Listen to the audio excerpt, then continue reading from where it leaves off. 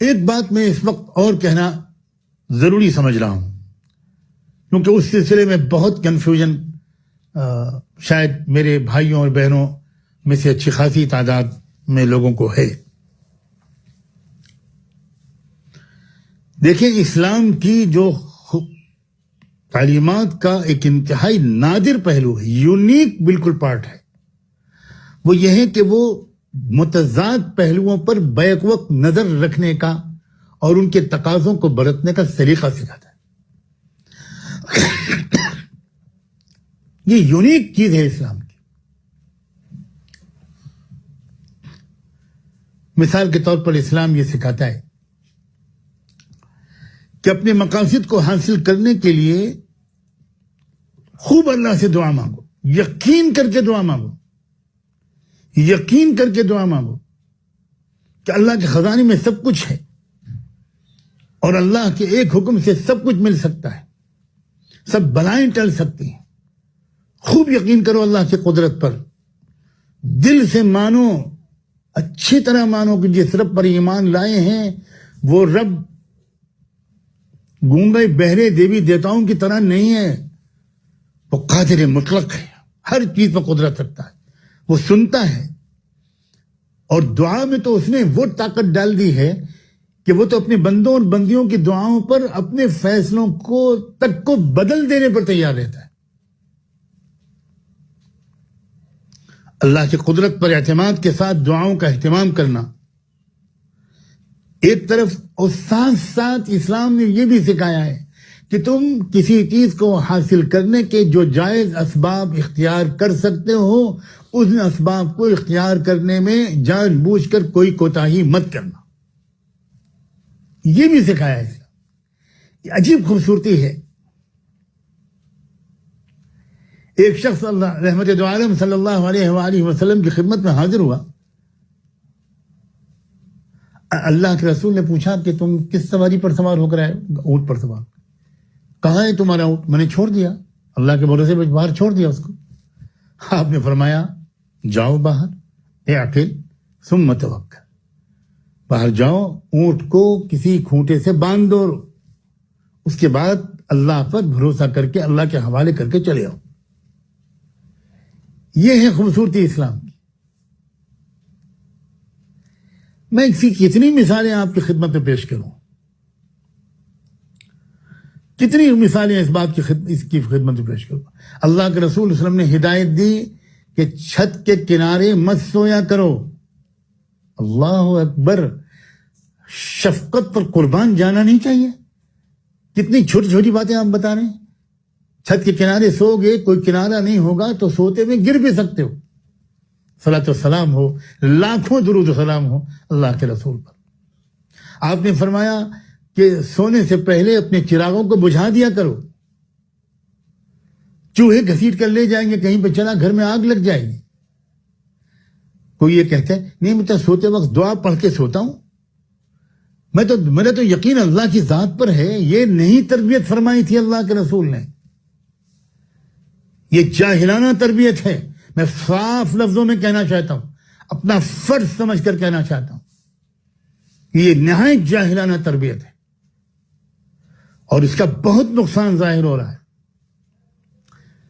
سر شرم سے بار بار جھک رہا ہے۔ کہا جا رہا ہے کہ فلاں جماعت کے لوگ جو ہیں وہ کسی طرح مان ہی نہیں رہے۔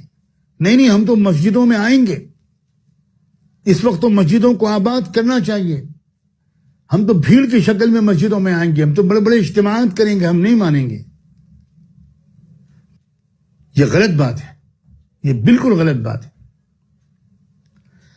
احد میں ایک پہاڑوں کے درمیان کے درے پہ کھڑا کر دیا اللہ کے رسول نے 50 صحابہ کو، تیر اندازوں کو، اور یہ کہا کہ یہاں سے ہٹنا میں جب تک میں تم سے نہ کہوں۔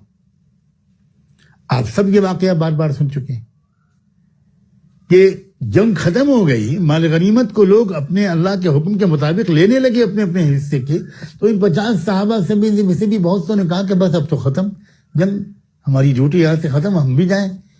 تو سمجھایا ان کو ان کے ذمہ دار نے کہ نہیں بھائی، اللہ کے رسول کے حکم کا انتظار کرنا پڑے گا، لیکن بہت سے لوگ نہیں مانے۔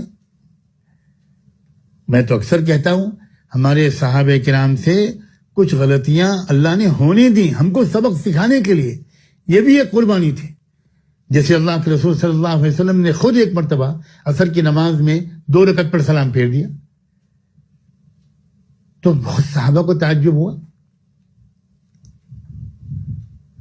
ایک نے سوال بھی کر دیا، اقصرت الصلاۃ یا رسول اللہ، کیا اللہ کے رسول آج سے عصر کی نماز 2 رکعت ہو گئی؟ آپ نے نفی میں سر ہلایا. پھر آپ نے صدیق اکبر کی طرف جہاں تک مجھے یاد آتا ہے دیکھا، انہوں نے 2 انگلیوں سے اشارہ فرمایا اور جواب یہ تھا کہ حضرت ہم یہ تو یہ جانتے ہیں کہ آپ نے 2 رکعت نماز پڑھائی. بہرحال آپ نے اس کے بعد نماز کی رکعتیں پوری کی، جو طریقہ تھا وہ مکمل کیا. اس کے بعد آپ نے فرمایا انی لا انسا ولکنی انسا، میں بھولتا نہیں ہوں، مجھے کبھی کبھی بھلا دیا جاتا ہے، کیونکہ زندگی بھر میں امامت کروں گا، اگر کبھی امام کی حیثیت سے مجھ سے کوئی بھول چوک نہ ہوئی تو تم کو بعد میں کیسے مسئلہ معلوم ہوگا کہ تمہارا امام کبھی کوئی بھولے گا تو کیا کرو گے؟ اس مصلحت سے اللہ مجھے کبھی بھلا دیتا ہے. محقق علماء کا کہنا ہے کہ بعض صحابہ کرام سے جو چھوٹی چھوٹی غلطیاں ہوئیں وہ بھی ہماری تربیت کے لیے اللہ نے ہونے دی.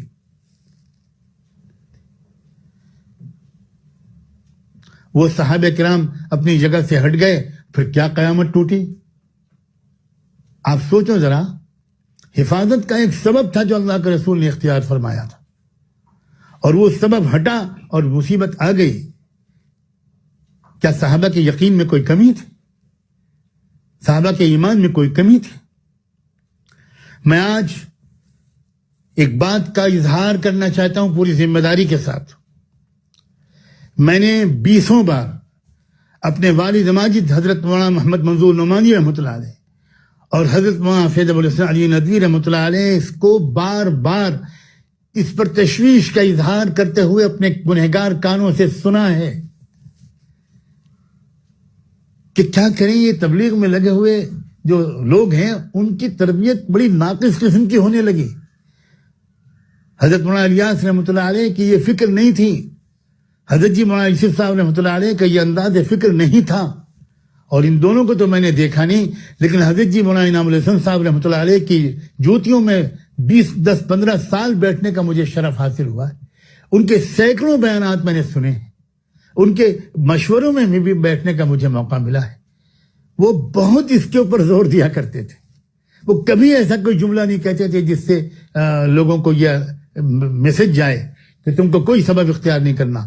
سبب کا اختیار کرنا یقین کی کمی کی علامت ہے، غیر اللہ پر یقین کے زیادہ ہونے اور اللہ پر یقین کے کم ہونے کی علامت ہے. انا للہ و انا الیہ راجعون. ایسا معلوم ہوتا ہے کہ جیسے ایمان و یقین جو ہے وہ دنیا میں صرف، اب میں آگے کیا کہوں کہ کس کس کو حاصل ہے، باقی سارے علماء، محدثین و مشائخ، اہل اللہ، جن کے پاس بیٹھ کر ایمان تازہ ہوتا ہے، ان کے پاس کوئی یقین وقین نہیں ہے. یقین کا تو شاید ٹھیکہ اللہ تعالیٰ نے کسی ایک گروہ کو دے دیا ہے. انا للہ و انا الیہ راجعون. کیا ابھی ہم لوگوں نے کچھ دن پہلے شیخ الاسلام، اس دور کے عظیم فقیہ، مربی اور مصلح حضرت مولانا مفتی محمد تقی عثمانی صاحب دامت برکاتہم کا وہ ایمان افروز واقعہ نہیں سنا تھا؟ جب وہ اپنی کار میں اپنی اہلیہ مکرمہ اور اپنے بچوں کے ساتھ بیٹھ کر جمعے کی نماز کی ادا کرنے کے لیے جا رہے تھے اور ان پر گولیوں کی بوچھار ہو گئی، دائیں سے بائیں سے آگے سے پیچھے سے، اور عجیب غریب طریقے پر، خود حضرت فرماتے ہیں عجیب غریب طریقہ ہوا، ہماری سمجھ میں نہیں آتا کہ وہ گولیاں اوپر سے گزرتی تھی، دائیں سے گزرتی تھی، بائیں سے گزرتی تھی، ہم میں سے کسی کو نہیں لگی. معصوم بچے بھی بیٹھے ہوئے تھے. مجھے سنانا اس وقت یہ ہے کہ اس وقت حضرت نے اس گولیوں کے درمیان اپنے بچوں سے دریافت کیا تھا، اپنی اہلیہ مکرمہ سے دریافت کیا تھا کہ آج تم نے دعائے انس پڑھی تھی؟ میں سلام بھیجتا ہوں اس گھرانے کو کہ سب نے جواب دیا جی پڑھی تھی، جی پڑھی تھی. حضرت فرماتے ہیں یہ اسی دعائے انس کی برکت تھی، اور سورہ کہف جو پڑھی تھی یا پڑھ رہے تھے جمعے کی وجہ سے، یہ اس کی برکت تھی کہ ایک گولی بھی ان کو نہیں لگی. کیا یہ یقین کا اعلیٰ ترین درجہ ان حضرات کو حاصل ہے؟ یہ اس کا ثبوت نہیں ہے؟ اپنے عوام کی ایسی ذہنیت نہیں بنانی چاہیے. میں بڑے احترام اور خوشامد کے ساتھ کہتا ہوں, لجاجت کے ساتھ کہتا ہوں, اور اجازت دی جائے تو میں ہاتھ جوڑ کر درخواست کروں کہ ایسا ذہن نہ بنائیے کہ علماء کو نہ ایمان ہے, نہ علماء کے پاس کوئی یقین ہے. علماء اگر یہ کہہ رہے ہیں کہ مسجدوں میں اس وقت زیادہ تعداد میں لوگ نہ جائیں, مسجد کے اندر مقیم عملہ جو مؤذن اور خادم ہوتے ہیں, امام ہوتے ہیں, اگر وہ مقیم ہو تو وہ 5 وقت اذان اور جماعت کا اہتمام کریں. علماء جو یہ کہہ رہے ہیں کہ جمعے کی نماز بھی 3 4 5 لوگ مل کر پڑھ لیں, اور یہاں پر پھر ایک مرتبہ قدر آتی ہے کہ اختلاف امتی رحمہ, فقہا کے اختلاف جو مختلف آراء ہوتی ہیں ان میں کتنی سہولت ان کے ذریعے سے مختلف حالات میں مل جاتی ہے. ہم لوگ جب پڑھا کرتے تھے کہ امام ابو حنیفہ رحمۃ اللہ علیہ نے تو یہ فتویٰ دیا ہے کہ جمعے کی نماز میں تو اس وقت دوسرے ائمہ حضرات کی طرف سے فقہا کا اشکال آتا تھا کہ بھئی جماعت میں 3 لوگ کافی ہیں, لیکن جمعے میں تو 3 لوگ نہیں کافی ہونے چاہیے.